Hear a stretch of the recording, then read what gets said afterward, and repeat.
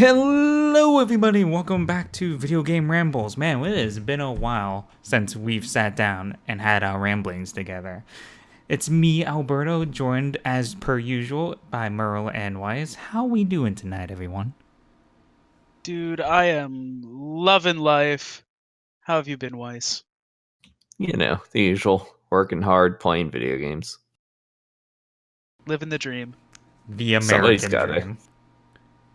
The American dream. At least to me, I don't know. I mean, it's one dream that somebody can have. I'll certainly take advantage of it. Yeah. And with that, we're gonna go ahead and head off running or jumping, and I guess shooting. And I'm not talking about Mega Man, which is weird because that's my thing. We're gonna be talking about Mario and Rabbids Kingdom Battle. So whoever wants to start that off. I mean, I guess I can start off since I finished it, I don't know, 2 weeks ago maybe. It was sometime while we were dealing with the Irmagerd situation here. I was playing that one, but pardon the pun here, but Ubisoft really managed to pull a rabbit out of the hat with that game. I guess how would I describe it? It's basically XCOM with Mario and Rabbids. Is as close as I can really get to describing it there, because it's a turn-based strategy game. It uses the very XCOM style grid movement. It uses XCOM style percentages for hits. It's all ranged gun attacks. There's a little bit of melee stuff there, but the big thing that it really does is combine the Rabbid and Mario universes and kind of take advantage of that a little bit in the actual move set. Trying to think how I would go there, but certainly it's, you know, the big thing going into, I guess, its release is that everyone kind of didn't believe that it was possible that it was going to be a good game. It was a genre that was never in the Mario series, even though there have been like Mario RPGs and Mario sports games and Mario racing games. It's at this point another genre that Mario is in, which would be fine, I think, if it was Nintendo doing it. But add in Ubisoft as the developer and the Rabbids joining, I don't think anyone really believed that there was a chance that the game could be good. When people talk about Mario, one of the at least what I've seen is typically you have a joke or two that is like, what if Mario just had a gun? And then this happens and we just have to accept it. And it's like a really fun game too.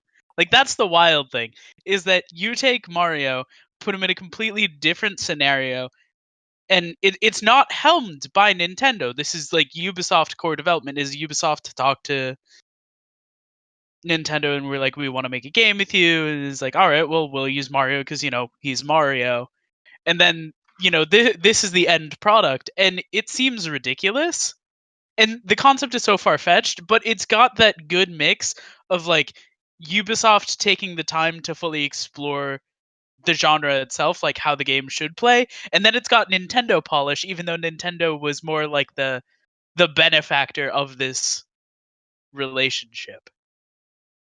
I mean, the core was obviously going to be good, just as long as they had stuck to it. It's the XCOM gameplay, it's the turn-based strategy, the grid movement, all that kind of stuff.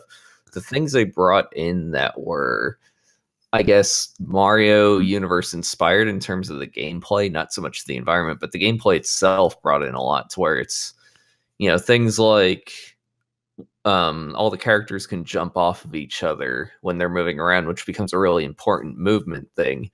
And then they all kind of have their own little special abilities from there. Mario, if he jumps off of a teammate, can then stomp on an enemy for damage. And that's very much a core Mario thing. If you're playing as Peach, she kind of has her like floaty extra movement, and then when she lands, she heals. So there's a lot of little things like that to where there's little bits and pieces of the Mario universe that feed their way into the gameplay to really bring it beyond just being XCOM. Yeah, one of the things that I was initially concerned of is that especially like with Luigi as a prime example, one of his abilities that you can buy is multi-jump, so you can jump to one ally, and then you can jump off of another ally. So you can travel like these huge, wide spaces. So my initial concern, like seeing that as a skill, was like, is mobility creep going to be a thing? And the answer is really no, because a lot of the maps that you're fighting on aren't these like closed quartered spaces. They're large, they're open. Some of them are all about getting to the end point. So a lot of movement is necessary to do it in as little turns as possible. And also, you have just the varying verticality of everything. So there are high ground bonuses and, various things that work against you depending on like what level you're in. So having that much mobility actually isn't a negative for the game. It's actually a huge plus because it adds to the level of strategy. I mean, the enemies also play into that a lot, especially as you get later in the game. Like the enemies can do all the boost jumps and all that kind of thing too, but you also get enemies that teleport around a lot. You get enemies that will shield from specific directions, particular to the environment. Because it's a Mario game, there's warp pipes that you run around in. So there's a lot of inherent movement anyway, to where sort of the specific abilities that the characters get kind of play towards a game style, but don't really end up generally causing big balance issues. I guess another example, the Rabbid Luigi character, his big thing is that he can do like a multi-dash, and he gains a vampire ability to effectively do like a health drain when he hits an enemy. And then the big thing there is that short to movement ability, but it also means that because you've got a character that's built around healing himself by dashing through enemies, you can then do a very heavy offensive team to where you now have a character that effectively doesn't really need to worry about getting healed because he's getting himself healed. So there's things like that to where a lot of little gameplay elements end up really determining how you build out your team as well. Yeah, overall, it was just a very good, fun game, and it was out of left field, but like I'm glad that it exists. I can't be upset at all. I mean, the other thing to consider there too is that it's also a pretty significantly long game. If you do just the main story, I think it was 4 worlds, and that alone is a 20-hour experience. If you then do all the challenge missions, which is really the actual challenging content, you're easily doubling that. So, have either one of y'all really seen much of the multiplayer experience? Because I know you can have another player join you, not online but like locally. So instead of having 3 characters, you have 4. So my understanding with that is that it's more like a bonus content. So you have the base game itself, you have all of the challenges, and then you have this co-op mode, which is removed from both of those. That has its own set of challenges tied to it. It's very much a side content pack with balance built around having 2 human players and sort of the 2 sub teams that come out of that. So I guess if you add that in, then you're probably getting another 10 plus hours out of that as well. So yeah, in general, there's a lot. Yeah, like you've got about 50 hours worth of content if you just kind of, process everything at your own pace. If you want to do all of the various like side puzzles and everything in the worlds themselves, you've got probably closer to like 65 hours worth of gameplay, which is totally worthwhile, especially in like a tactical game. Like I know I sunk probably about 40 hours into Fire Emblem Fates, like for each individual story. So like being able to get that much out of a game that's a little lighter on story but a little bit heavier on gameplay is definitely nice. Now, isn't that supposed to have DLC coming out as well? That's not so much adding story, but just adding like different challenges and stuff. And sorry if I interrupted, Weiss. No, I'm pretty sure there is DLC coming out for it. I'm not exactly sure when though. Yeah, I don't know that they've solidified their actual plans there more so than they were making some early considerations about it. And if you look at Nintendo's releases, particularly their mainline releases, it's not that big of a surprise. If you look at like Mario Kart 8 on the Wii U, they released it. There were clearly some plans for DLC, but they took time to develop it. Breath of the Wild like, yeah, there were plans for DLC, but now was it? It's going to be 9 months later. We're finally getting what's really the core of their DLC. So it's one of those things where it feels like, yeah, they're planning on it a bit here and there, but we're probably going to see it when there's more of a gap in their release schedule than anything else. Yeah, I just looked it up. The promo image. So at launch, you get 8 exclusive steampunk themed weapons. By the end of fall, so like just before, I would say like December, you're gonna have some new challenge maps for solo and co-op, and then later next year, you're getting a completely new side story to explore. So that seems pretty par for the course, like with what Nintendo's doing, like compared to Breath of the Wild and. I mean, it basically sounds like Breath of the Wild, where Breath of the Wild was the initial release was a few small items. The second release was like the challenge dungeon stuff, and then the third release is the actual story. Yeah. But I'm okay with that because it gives you enough of base content of the game with like a little bit of goodies saying, "Hey, you bought this, congratulations." And then you have time to go back after you've already completed the main story to do these challenges in the meantime, and then another story part rolls out, which is really satisfying.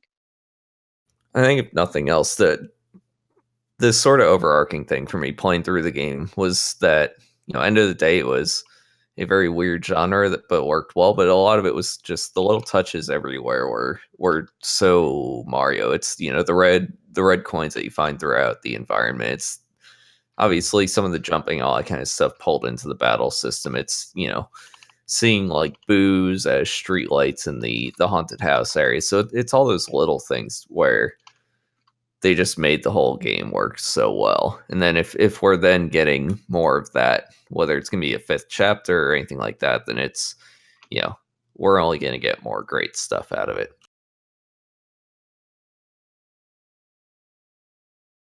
Super duper cool. I'm just surprised that they actually solidified the universe. So, I guess awkward question being is, now do we see a Mario and Rabbids party, like a Mario party, but with the Mario versions of the Rabbids as well as the Mario? I don't think so, but I think if Nintendo wanted to just throw everyone for a loop, when they finally, if they ever do, announce a Switch version of Smash Brothers, Rabbids will be a playable character. Just to mess with people. That's what I hope for. If for no other reason than to do clone characters of the four there. Oh, absolutely. Yeah, I mean, I guess I wouldn't be that surprised to see them in a Mario Party. Obviously, they just announced Mario Party Top 100, the 100 minigame compilation, but that's a 3DS game at this point. So I guess whenever we see Mario Party, whatever the hell number we're up to, it wouldn't I really think it's surprise 11 me. at this point.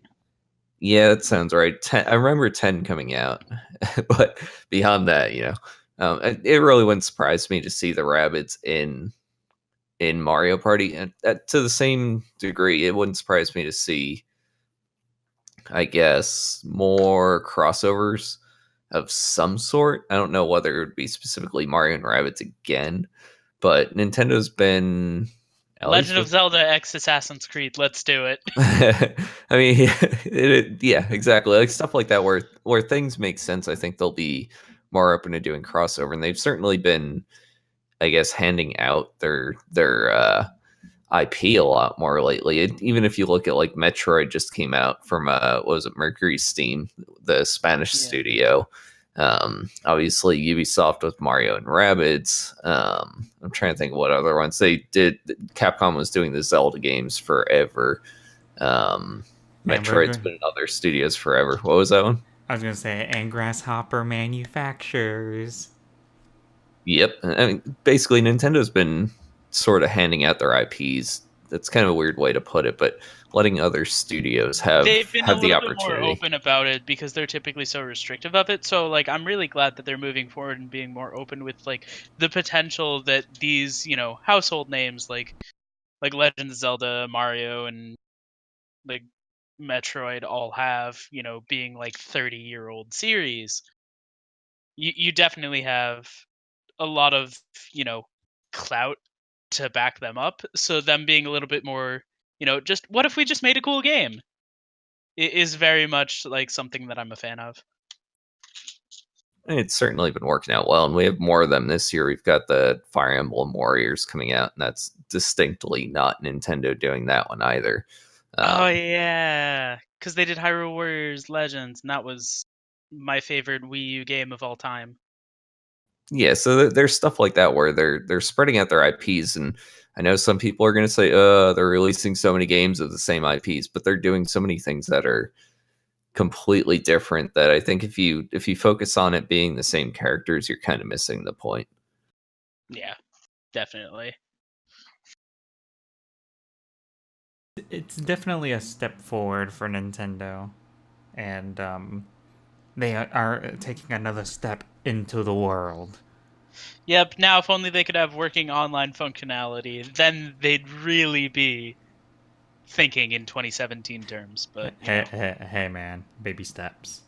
Baby steps. One thing at a time. They're finally getting their Nintendo classics under control. Maybe next we'll get good online. 2018. Nah, N64 Classic released, still no good online functionality for Splatoon. We all suffer. The rate you're going there, they're going to end up releasing a classic console with good online play first. Oh my god. The Wii U Classic. Oh no. Come out in 2019. We They'll need the just skip Wii the Wii Classic and... first. No. They'll just bundle them together. Oh It's no. the Wii-U Classic. And they'll re-release Smash Brothers on that just to piss everybody off. Oh no. N64 with online. That means everyone's gonna be buying Melee again. What? No, N64 was the original. GameCube was Melee. Oh, whatever. Yeah. This is why I'm not part of my local Smash community, and I'm Central That's Florida, fair. so that's like one of the biggest communities there. That's fair. And outside of embarrassing myself, I think it's time to move on to our next topic, which is Monster Hunter Stories. So Yes. So, Monster Hunter Stories is a beautiful spin-off game by Capcom for their Monster Hunter series. Basically, you play as a person who's called a rider. You're effectively a Pokemon trainer for Monster Hunter monsters. So all of the more well-known monsters like Rathalos and Rathian, and some of the newer ones like sorry. Giant ass monsters, TLDR. Yeah, pretty much. A giant monster that looks like a pickle, it is now your best friend and can attack your enemies. And I'm gonna name it Pickle Rick. I'm sorry, continue. Wow. That's dumb but fair. No. I really appreciate it because Monster Hunter Stories honors Monster Hunter's core values, which is monsters tend to be bad, so hunters exist to stop them. But another way to stop them is, what if we were just friends? What if friendship was the answer, guys? I mean, My Little Pony was right all this time. Oh god. No, it's just a very Pokemon roundabout way to do things. It reads like Pokemon X and Y, where like the value of friendship that you have with all of the people that you interact with throughout the course of the game fundamentally lead you to being the savior that the world needs at that point in time. I don't think I've ever. Please continue. It's a little bit silly, yeah, but like fundamentally that's the way it works. So in like Pokemon X and Y, spoilers obviously for this game that came out like 4 years ago or something, I don't know. You go through the game and eventually the lead villain launches what is effectively a weapon of mass destruction, capable of wiping out literally every Pokemon on the planet. And you have to stop him, and you do. But if you lose the fight against the legendary Pokemon who is acting as the battery for this weapon, your friend just revives you. So it's like you are in a no-lose situation. It's very hand-holdy. Yeah, but it's bullshit. Yeah, it's really stupid. But fundamentally, the lesson of X and Y is, hey, the power of friendship means that you can overcome impossible tasks. Like My Little Pony. I guess. I mean... I don't even like My Little Pony. I'm just here to trigger people. Wow. Yeah, while it's working. But anyways, that same sort of thing applies. Like, in the opening phase of the game for Monster Hunter Stories, you hatch a Rathalos, which is the quintessential fire dragon. He's red, he breathes fire, he's a dragon. What more do you want? Like, he is like one of the most well-known Monster Hunter monsters. But in I everything. want a wyvern. Okay, well then get a Lagiacrus. It's a Piscean wyvern, but it's a wyvern. Hey, that's my zodiac sign. Please continue. Yeah. So the deal with that is like, so you don't have rider powers when you hatch him. You're just friends. And like, he does a noble sacrifice, and then you meet him later in the story, and then he's massively overpowered because he's story important, and then he becomes not massively overpowered, and then in the end, friendship is the magic answer, and you overcome an impossible task. That's kind of like what Pokemon is about. Granted, the battle system's different in the way you get new monsters, or in this term, monsties. Monsters who are also buddies. Monstie. Yes, they did that. They did. It's And serious. I don't have that's a comment. that's the literal definition of your allies. They are called monsties. You know, the methods of acquiring them are different. So it's not all exactly the same. It's not all exactly as what you would expect it to be. But what I really like about the game is that instead of being like, oh, it's a Pokemon clone, so like the trainer, or in this case the rider, has zero input on the battle except for making the commands. No, like you and the monstie that you're with fight at the same time. And then you have a choice of, you know, weapons and armor based off of monsters that you've defeated, just like Monster Hunter regularly works. Like, if you kill 10 Velocidromes, you're going to get some pelts and some claws that you can turn into a weapon and some armor with specific stats tied to, you know, the monster that you defeated. So it works out really well. Like, my only two gripes with it is that in order to get new monsters, you have to go to monster dens and then grab eggs from a nest. And it is complete and utter RNG. So with any given nest, there's any given number of species of monstie that you can pull. And each individual egg you pull also has two different marker stats, the smell and the weight, which determines the amount of skill slots, they're called genes, that any monstie can have. And all three of those are completely random, working against you at any given moment. So on a quest that I undertook, which was to try and fill out the entire Monstipedia, I basically had to go to one area, run into a den, go through all of the eggs until they were gone, realize I got none of the ones that I wanted because RNG is bad, or if I got one that was of such poor quality that at that point in the game I just had no use for it, but I still had to hatch it anyways to release the monster because otherwise I couldn't get rid of the egg. I don't know. I think I like this way of breeding more than Pokemon's thing of breeding. God, those shiny Masuda method freaking eggs and 20 of my freaking boxes and the freaking... Yeah, but the thing is you're limited to 200 monsties, and you can only hold 12 eggs at a time, which means you can run to 12 dens, then you have to hatch all those eggs and get rid of all those monsties. Anytime you don't get what you're looking for. And especially late game or post game, when you're just trying to fill out the rest of the Monstipedia, it is super annoying. Because you also have the difficulty jump of post game that is quintessential in every Monster Hunter story of going off into those like high rank areas. Your first gripe here is basically a larger version of what's always rubbed me the wrong way with Monster Hunter, to where, like, Monster Hunter, the mainline action games, have always had the sort of slow loop of you have to go out, you have to get your resources, you have to kill some stuff, you come back, you maybe get better gear if you had enough shit, you go back out, you get some more resources, you maybe kill something, but it's a very slow burn loop, which generally works all right with Monster Hunter. It's very grindy, but it usually works all right. In this one, because it's a much slower game due to the battle system, what I've played of it so far at about 5 or 6 hours has just been slow to the point where I can't play it in long stretches of time because I just get bored. It's so slow. So I'll play for 20 minutes and that's it. Yeah. At most, I was putting in 2 hours a day trying to get through the game.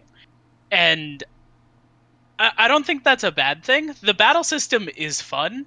Also, you can speed up the battle system. It tells you nowhere that you can do this, but if you press the X button, you can speed up to 2 times or 3 times battle speed, which is a godsend, but it resets every time you restart the game, which is annoying. You can't just have it permanent, and if you hit X again, then it'll set it back down to 0, which is stupid as hell. But yeah, I mean the battle system's been pretty decent. It's basically a Fire Emblem weapon triangle from a simple high level perspective, but it is still you're battling so much, especially relative to Monster Hunter, that even with the fast forwarding, it's still a very slow experience. It's still slow paced. It's because every time you walk into a monster, instead of just battling out in the open, it pulls you into this turn based system for every fight. Even against a basic herbivore that you could kill in, one hit, you still get pulled into this fight where they might move first because they have slightly more speed, or they walked up behind you and ambushed you or something like that. The other main gripe I have with the game, outside of that egg RNG, is that in terms of the battle triangle, monsters tend to ignore it heavily. So there's an item called Binoculars, or you could use the monster skill Observe, and both of them tell you the stats about the monster. So that gives you, their strength, their weaknesses, and the most common of the 3 attacks they tend to use, whether it's power, speed, or technical. So like power defeats technical, technical defeats speed, speed defeats power, blah, blah, blah, blah, blah. Basic triangle. But a lot of the monsters tend to just flat out ignore whatever that common thread is. And so it's not so much that you have to focus on it. It's like you get straight trial and error. Is you try to do this and it's just going to tell you, haha, no. And you lose these head-to-head fights that allow you to ride your monster to deal heavy damage with a special attack. So it actively sets you back when monsters don't act the way that the game tells you they're most likely to act like. And so it's all memorization. It's all looking for these basic, like pixel by pixel clues of how a monster acts. And a solid example of that is the Barroth. The Barroth has a speed disposition. So basically, every attack that the Barroth uses, which is basically a rock dragon monster thing, is going to be a speed attack. Then it rolls around in the mud. When it's covered in mud, it uses power attacks instead of speed attacks. So your technical attacks are no longer effective. And you don't learn this until the first time it happens, and then you're prepared for every other time, because that's the most basic monster pattern. But then you go up later in the game, you meet Great Jaggies, which are like just kind of larger enemies of like these base carnivores. And they completely ignore the base programming because they're set for speed, but they'll use technical attacks, they'll use power attacks, and they'll use speed attacks, and you have no idea how to tell until the attack actually happens and it tells you. So it's just super frustrating trying to learn all the ways that these specific monsters act, even though they might not be the ones that you want to grind out for specific armors and weapons and everything. So it's just counterintuitive in the system because it's a little bit too freeform outside of that preferred attack style. And it's absolutely a very Monster Hunter way of going about it, though, to where they're just pumping the difficulty more than anything. It's very much an artificial difficulty, but it's that difficulty level that we're used to in the Monster Hunter games, to where it's right on the edge of just being a kind of fuck you, and it's really the line between like Plesioth hip check spam levels of stupid. Yeah, exactly. It's basically you're so on the line to just getting constantly screwed that you're just hoping that it's to say it's no fault of your own. It's the game actively working against you in an attempt to make the game seem more difficult. Yeah. And early on in the game, it doesn't matter so much. All of the monsters that you face deal relatively unimportant amounts of damage. It's when you get to the end game, especially fighting devil hose, which are the pickle monsters, who end up being in every rare monster den you go into looking for eggs, just out in the wild they're walking around, or in invasions, which is the very classic Monster Hunter nonsense of you're in a high level area, here's a devil ho that's just appearing to mess with your shit. And so they don't even follow it. So their predilection for attacks is power, but they'll use speed and tech if they're angry. And then they have high dragon damage too, which is just one of the more end game damage sources out of the 5 elements. So it's super frustrating trying to get used to and trying to deal with that.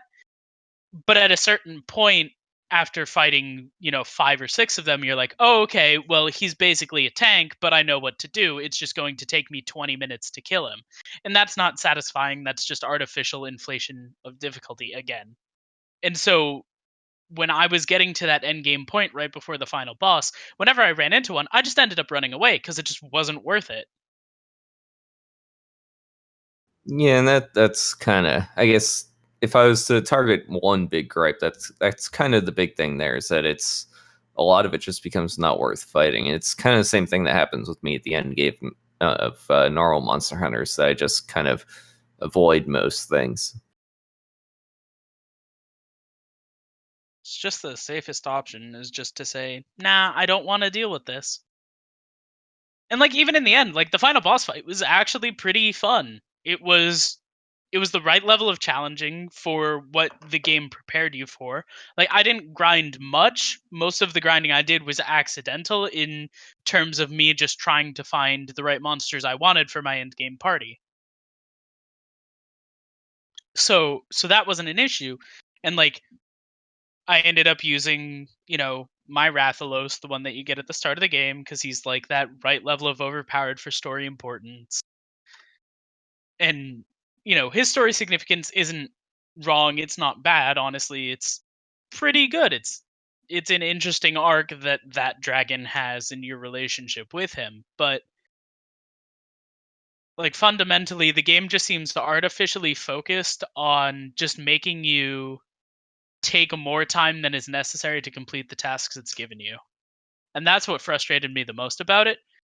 I still enjoy it. I beat the game. I liked it a lot. It's just that fundamentally, in terms of being, a not Pokemon game, it leans too heavily on Monster Hunter style antics of artificially inflating difficulty than it does actually providing a satisfying game experience in the long run.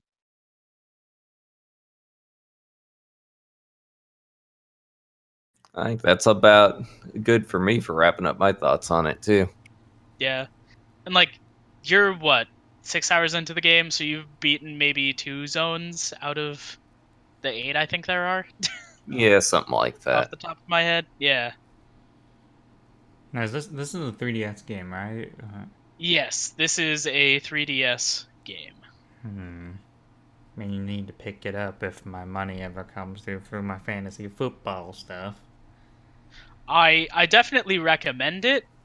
It is super interesting and fun, and the characters, especially the ones that you are closest to, Ava, right? I think that's her name.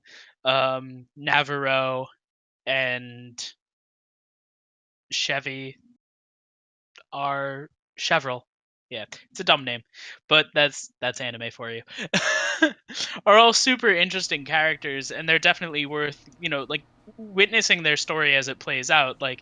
Granted, it's very anime, but it's a good story. It's enjoyable. It's just that the game takes a little bit longer to complete than really feels necessary. To be fair, I do like anime. It's very anime because there's an anime based on it. Yes, and when I originally bought the game, I was calling it by the name of the anime because this Monster Hunter story is right on. And then literally throughout the game, Navarro, who is your friendly neighborhood cat familiar, whatever you want to call him, he's your animal companion. He constantly says, "Let's ride on." And it just made me think of the anime, which I haven't watched, but is probably pretty okay.